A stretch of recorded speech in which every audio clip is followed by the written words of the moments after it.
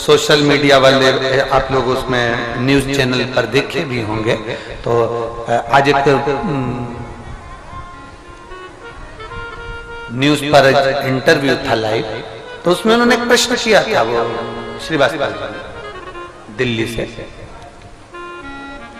तो वो एक प्रश्न करे थे, उन्होंने एक प्रश्न किया था, गुरुजी आपने ये कैसे कह दिया कि कंकर में शंकर है, और कंकर में शंकर लोगों को सिद्धता भी आई,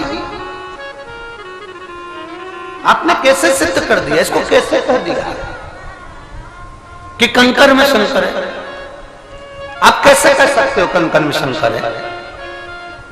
हमने उनको एक ही बात कही कि आप थोड़ा ध्यान लगाइएगा, 12 ज्योतिर्लिंग में आप 12 ज्योतिर्लिंग में से एक ज्योतिर्लिंग अगर नागेश्वर को उठाकर देखेंगे तो एक वैश्य अपनी धर्म पत्नी के साथ रहता है, उसके घर में संतान का सुख नहीं है, संतान का सुख नहीं था, तो उसने एक काम चालू करा, प्रत्येक वन में वो एक बेलपत्र का वृक्ष, एक बेलपत्र का पौधा लगाना प्रारंभ कर। क्या काम चालू करा उसने? बेलपत्र का पौधा लगाना चालू करा। अब दुनिया के लोग हमसे कहते हैं कि महाराज जी ने बताया तो हमारे यहाँ 10 साल बाद संतान हुई, कोई कहता है हमारे यहाँ 20 साल संतान हुई, कोई कहता है हमारे यहाँ 30 साल बाद संतान हुई, कोई कहता है महाराज जी ने बताया तो 15 साल बाद संतान हुई, कोई कहता है 8 साल बाद संतान हुई। इसमें सीहोर वाले महाराज ने कुछ नहीं करा, इसमें तुम्हारा जो विश्वास था, तुमने कथा सुनी, पीछे के जितने श्रावण के महीने आपको बोले जाते थे और आपसे हम वृक्ष लगाने को कहते थे, बोलो बोलो सही है कि गलत है, ईमानदारी से बोलो। हमने आपको वृक्ष लगाने के लिए कहा, हमने आपसे कहा कि 1 करोड़ बेलपत्री के वृक्ष लगाना है, और टीवी पर हमने कह दिया सबको लगाना है, और वृक्ष लगाने के फोटो हमको भेजना, हम टीवी पर उसको दिखाएंगे। बोलो बोलो किस किसने सुनी थी वो कथा? सुनी थी ना? हमने कहा उनके फोटो हम टीवी पर दिखाएंगे। आप लोगों ने वृक्ष लगाए, भले हाथ लगाया वृक्ष में, उसके फोटो भेजे, उसके वीडियो भेजे, हमने उसको आस्था चैनल पर दिखाया। अब कोई कहे कि ये सीहोर वाला तो पगला हो गया, सबसे पेड़ लगवाते फिर रहा।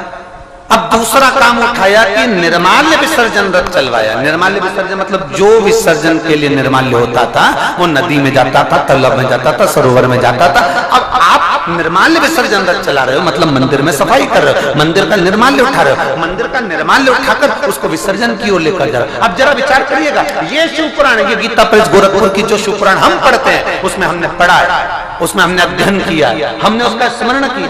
हम ज्यादा विद्वान नहीं है पर पढ़ते जरूर हैं, विद्याध्ययन करते हैं, इसको हम पूर्ण तरह से उसको दिन रात घोटा करते हैं, उसमें क्या चीज मिल सकती है जन मानस के कल्याण।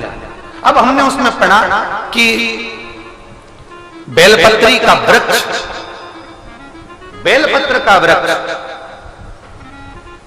माता पार्वती जी के हृदय से, अश्रु से बेलपत्र का जो वृक्ष प्रकट हुआ है, मां पार्वती जी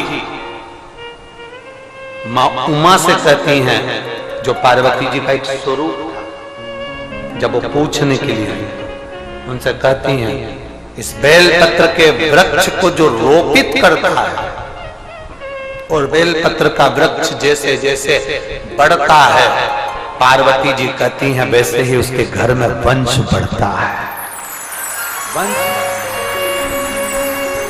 अब हम बहुत बड़ा शब्द तो पकड़े नहीं, हमने बस इतना पकड़ लिया कि पार्वती जी कह रही है कि बेलपत्र का वृक्ष लगाने पर वंश की वृद्धि होती है, तो हमने भी ये नियम लिया कि सबसे लगवा, और सबसे लगवाएंगे। जिसके घर में औलाद नहीं होगी वो 15 साल 20 साल 25 साल बाद भी होगी जरूर, और वो हुआ 25-25 30 साल बाद लोगों को औलाद हुई, 40-40 साल बाद लोगों को औलाद हुई, 55 साल की महिला को 60 साल की महिला को भी औलाद हुई। ये व्यासपीठ ने देखा और आपने भी टीवी के माध्यम से देखा, केवल वो बेलपत्री के वृक्ष का। अब लोग कहते हैं सीहोर वाले महाराज के पास कोई विद्या है, कुछ नहीं है, फालतू की बात है। सीहोर वाले महाराज के पास कुछ नहीं है, फालतू की बात है। जैसे तुम हो वैसे हम हैं, माता के गर्भ से तुमने जन्म लिया, माता के गर्भ से हमने जन्म लिया, हमारे पास कुछ नहीं है, बस केवल एक ही चीज है, बोल बम का नारा है, बाबा